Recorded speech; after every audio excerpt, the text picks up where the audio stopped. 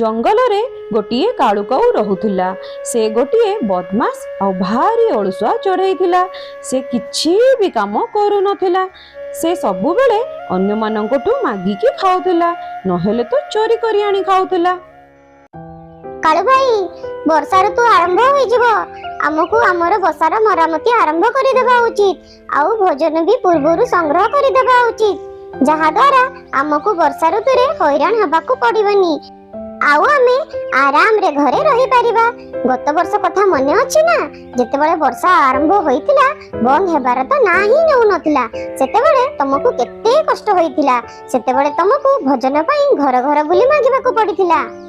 ଆଚ୍ଛା, ତୁ ମତେ ଏଠି ଅପମାନ ଦେବାକୁ ଆସିଛୁ, ମତେ ନିଚା ଦେଖେଇବାକୁ? ନା ନା କାଳୁ ଭାଇ, ମୁଁ ତ ତୁମକୁ ମନେ ପକାଇବାକୁ ଆସିଛି ଯେ ବର୍ତ୍ତମାନ ସବୁ ପକ୍ଷୀମାନେ ବେଶୀ କାମ କରୁଛନ୍ତି। କିଏ ତ ବସାର ମରାମତି କରୁଛି, ତ କିଏ ଭୋଜନ ସଂଗ୍ରହ କରୁଛି, ଯାହା ଦ୍ୱାରା ବର୍ଷା ହେଲା ବେଳକୁ ତାଙ୍କୁ କିଛି ଅସୁବିଧା ହବନି। ମୁଁ ଏଥିପାଇଁ ଆସିଥିଲି ଯେ ଆମେ ମିଶିକି ଭୋଜନ ଆଣିବାକୁ ଯିବା ବୋଲି।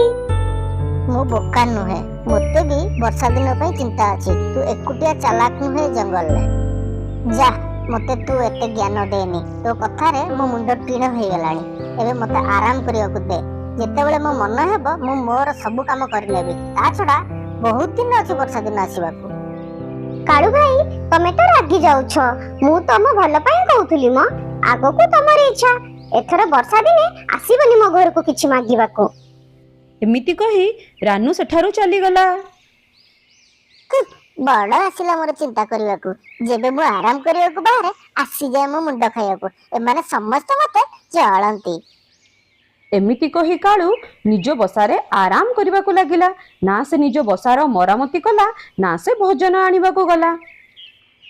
ରାନୁ ଭଉଣୀ, ଆଜି କାଳୁ କାଉ ଆସିଲାନି ତମ ସହିତ ଭୋଜନ ଖୋଜିବାକୁ? ନାଇଁ ମିନୁ ଭଉଣୀ, ମୁଁ ଯାଇଥିଲି କାଳୁ ଭାଇକୁ ଡାକିବାକୁ, କିନ୍ତୁ ସେ ମତେ ଏତେ ଶୁଣେଇଲେ ଯେ ମୁଁ ରାଗରେ ସେଠୁ ପଳେଇ ଆସିଲି। ରାନୁ, ତମକୁ ବି କଣ ଦରକାର ଥିଲା ତା ପାଖକୁ ଯିବା ପାଇଁ? ସେ ଯଦି ନିଜ ଭବିଷ୍ୟତ କଥା ଚିନ୍ତା କରୁନି, ତ ଆମେ ତା ଚିନ୍ତା କାହିଁ କରିବା? ତାକୁ ତ ଲାଜ ସରମ କିଛି ନାହିଁ। ପୁଣି ବର୍ଷା ଦିନରେ ଭିକ ମାଗିବାକୁ ପହଞ୍ଚିଯିବ। ଗତ ବର୍ଷ ସେ ମତେ ବହୁତ ହଇରାଣ କରିଥିଲେ। ସେଥିପାଇଁ ମୁଁ ତାଙ୍କ ପାଖକୁ ଯାଇଥିଲି ଯେ ସେ ସମସ୍ତଙ୍କ ସାଙ୍ଗରେ ମିଶି ଭୋଜନ ଖୋଜିବାକୁ ଯିବେ ବୋଲି। କମ ସେ ନିଜ ପାଇଁ ହେଲେ ତ କିଛି କାମ କରନ୍ତେ। ରାନୁ, ଆଗକୁ ତମେ କାଳୁକୁ କିଛି ଉପଦେଶ ଦେବନି। ସେ ବଦମାସ ଓଲଟା ତମକୁ ହିଁ ଗାଳି କରିବ। ତାକୁ ତ ମୁହଁରେ ଲାଜ ନାହିଁ କି ଶରମ ନାହିଁ। କେବେ ତମକୁ ଗାଳି କରୁଛି ତ କେବେ କ୍ଷମା ମାଗି ନେଉଛି। ଏମିତି ସେ ତମଠୁ ତାର ସବୁ କାମ ହାସଲ କରି ନେଉଛି। ଏମିତି ଦୁଇ ଚଢ଼େଇ କଥା ହଉଥିଲା ବେଳେ କାଳୁ କାଉର ମାଉସୀ ସେଠାକୁ ଆସିଯାଏ। ଆଉ ମାଉସୀ ଦୁଇଜଣଙ୍କୁ ଦେଖି କୁହେ, କାଳୁକୁ କୋଉଠି ଦେଖିଛ ତମେ ମାନେ? ଏମିତି ତ କାଳୁଠୁ ଆମର କିଛି ଯାଏ ଆସେନି। ସେ କାମ କରୁ କି ନ କରୁ, କିନ୍ତୁ ଆମକୁ ବର୍ଷା ଦିନରେ ସେ ବହୁତ ହଇରାଣ କରେ। ସେ ଦିନ ସାରା ଶୋଇକି ରୁହେ, ନହେଲେ ତ ବାଳୁଙ୍ଗା ପରି ଜଙ୍ଗଲରେ ବୁଲୁଥାଏ। ଯେତେବେଳେ ବର୍ଷା ଋତୁ ଆସିବ, ସମସ୍ତଙ୍କର ଘରର କବାଟ ବାଡେଇ ବାଡେଇ କାନ ତଡା କରିଦବ। ମାଉସୀ, ତମେ ଆସିଛ ବେଳେ ଦୟାକରି ଟିକେ କାଳୁଙ୍କୁ ବୁଝାଅ। ସେ ଟିକେ ନିଜ ପାଇଁ ବି ପରିଶ୍ରମ କରନ୍ତୁ। ତାଙ୍କ ଦୃଷ୍ଟି ସବୁବେଳେ ଅନ୍ୟର ଭୋଜନ ଉପରେ ଥାଏ। ଏହି ଗୁଣ ପାଇଁ ତାଙ୍କ ସ୍ତ୍ରୀ ବି ତାଙ୍କୁ ଛାଡିକି ପଳେଇଲେ। ତାଙ୍କ ଦୁଇ ଜଣଙ୍କ କଥା ଶୁଣି ମାଉସୀ କହିଲେ, ମୁଁ ତ ତାକୁ ବୁଝେଇ ବୁଝେଇ ଥକି ଗଲିଣି। କେଜାଣି ମୋ ଭଉଣୀ କଣ ଖାଇଥିଲା ଯେ ଏପରି ଅଳସୁଆ ଚଣ୍ଡାଳ ପୁଅ ଜନ୍ମ ହୋଇଛି। ଇଏ ପୁରା ତା ବାପ ପରିକା ହୋଇଛି। ୟା ବାପ ବି ମୋ ଭଉଣୀର ଜୀବନଟା ପୁରା ନର୍କ କରି ପକେଇଥିଲା।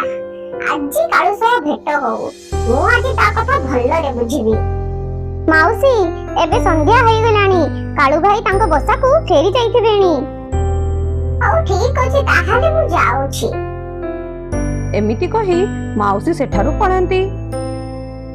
ତାପରେ ମିନୁ ଆଉ ରାନୁ ବି ନିଜ ନିଜ ଘରକୁ ଫେରିଗଲେ। ସନ୍ଧ୍ୟାରେ କାଳୁ ଯେତେବେଳେ ନିଜ ବସାରେ ବସିଥିଲା, ମାଉସୀ ସେତେବେଳେ ତା ପାଖକୁ ଗଲେ। ହଠାତ୍ ମାଉସୀଙ୍କୁ ଦେଖି କାଳୁ କାଉ କହିଲା, ମାଉସୀ, ତମେ ଏବେ? କାଇଁ, ମୁଁ ଆସିପାରିବିନି କି ତୋ ପାଖକୁ?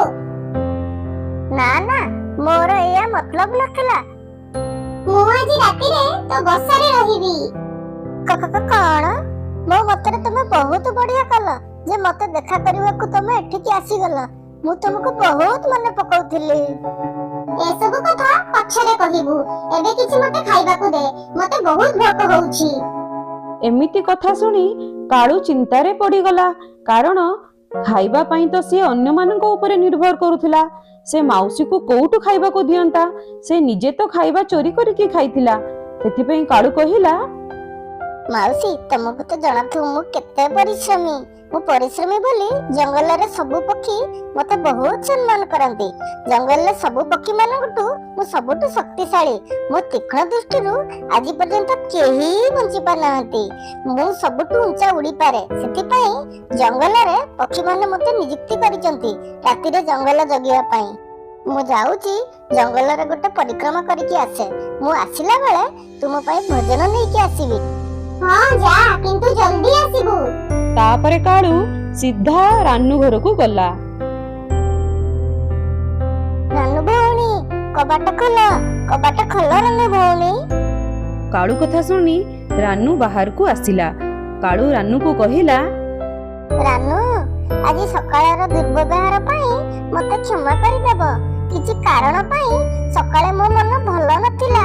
ସେଥିପାଇଁ ମୁଁ ତୁମକୁ କେତେ କଣ ଶୁଣେଇ ଦେଲି। କଣ ହେଲା? ମତେ କାହିଁକି ଡାକୁଛ? ତମର ମୋଠି କଣ କାମ?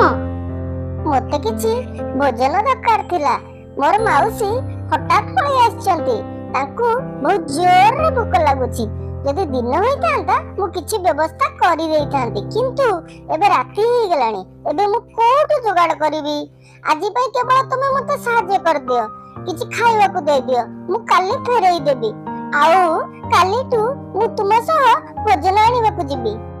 ରାନୁ ମନେ ମନେ ଭାବେ, ଆଚ୍ଛା, ଏବେ ମିଠା ମିଠା କଥା କହୁଛନ୍ତି। ସକାଳେ କେମିତି ରାଗୁଥିଲେ। ତାପରେ ରାନୁ ଘରକୁ ଯାଇ କାଳୁକୁ ଭୋଜନ ଆଣିକି ଦେଇଦିଏ। ସେତିକି ବେଳେ କାଳୁର ମାଉସୀ ସେଠି ପହଞ୍ଚିଯାଏ। ହୋଇଗଲା ତାର ଜଙ୍ଗଲରେ ପରିକ୍ରମା। ମୁଁ ଏ ରାସ୍ତାରେ ଯାଉଥିଲା ବେଳେ ରାନୁ ମତେ ଡାକି ତମ ପାଇଁ କିଛି ଭୋଜନ ଦେଇଦେଲା। ଚାଲ ମାଉସୀ, ଆମେ ବସାକୁ ଯିବା। ତାପରେ ସେ ଦୁହେଁ ମିଶି ବସାକୁ ଫେରିଗଲେ। ବସାକୁ ଫେରି ମାଉସୀ କହିଲା, କାଳୁ, ତୁ କେବେ ସୁଧୁରିବୁ? ତୁ ଏତେ ମିଛ କେମିତି କହିପାରୁଛୁ? ତୋ ମୁହଁରେ କଣ ଟିକିଏ ବି ଲାଜ ନାହିଁ? ଏତେ ଅଳସୁଆ ହେବା ଠିକ ନୁହଁ। ମୁଁ ଏଠାକୁ ଆସିବା ପୂର୍ବରୁ ହିଁ ତୋ ବିଷୟରେ ଜାଣି ସାରିଥିଲି। ମୁଁ ଖାଲି ନିଜ ଆଖିରେ ଦେଖିବାକୁ ଚାହୁଁଥିଲି, ଯାହାକି ମୁଁ ଆଜି ଦେଖିନେଲି। ମୁଁ ଆଜି ଜାଣିଗଲି ଯେ ତୁ ତୋ ବାପ ପରି ନିକମ୍ମା, ଅଳସୁଆ ଓ କାମଚୋର ଅଛୁ। ଆଜିଠାରୁ ମୁଁ ତୋ ସହିତ ମୋର ସବୁ ସମ୍ପର୍କ କାଟୁଛି। ତୋ ଅଳ ପଇସା ମୁହଁ ଆଉ ମତେ କେବେ ଦେଖେଇବୁନି। ଏତିକି କହି ମାଉସୀ ସେଠାରୁ ଚାଲିଯାଏ। ତାପରେ କାଳୁ କାଉ ଭାବେ, ମାଉସୀ ବିନା ଏଠି ଆସିକି ମୋର ସବୁ ମଜା କିରକିରା କରିଦେଲେ।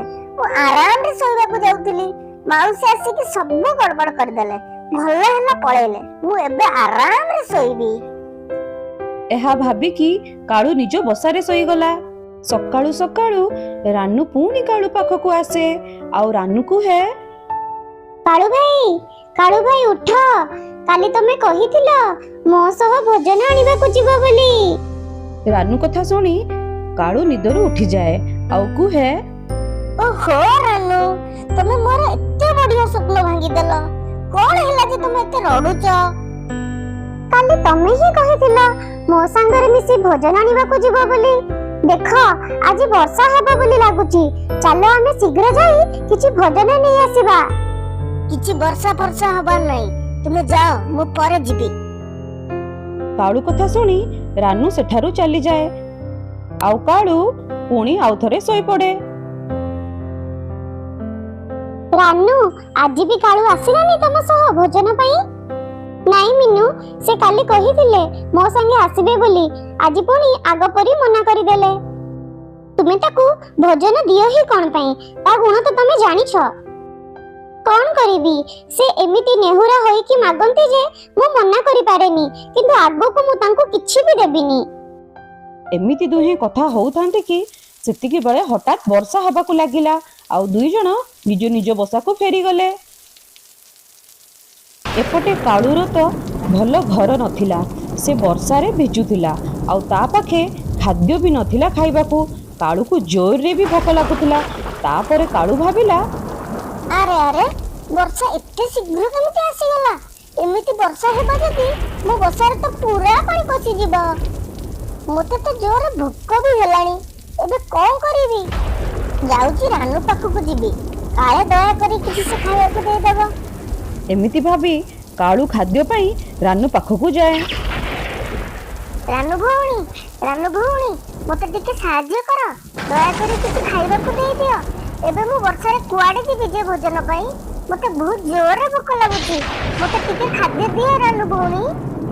କାଳୁ କଥା ଶୁଣି ରାନୁ ଦାନା ନେଇକି ସେଠାକୁ ଆସେ ଆଉ କହେ, ଏଥିପାଇଁ ହିଁ ମୁଁ ତମକୁ କହୁଥିଲି ଭବିଷ୍ୟତ ପାଇଁ କିଛି ଭୋଜନ ରଖିବାକୁ। ତମେ ମୋ କଥା କେବେ ବି ଶୁଣିଲନି। ଆଗକୁ ମୋଠୁ କିଛି ଆଶା ରଖିବନି। ମୁଁ ଏବେ ଶୋଇବାକୁ ଯାଉଛି, ମତେ ଏମିତି ବାର ବାର ଆସିକି ହଇରାଣ କରିବନି। ଏମିତି କହି ରାନୁ ନିଜ ଘରକୁ ଚାଲିଯାଏ।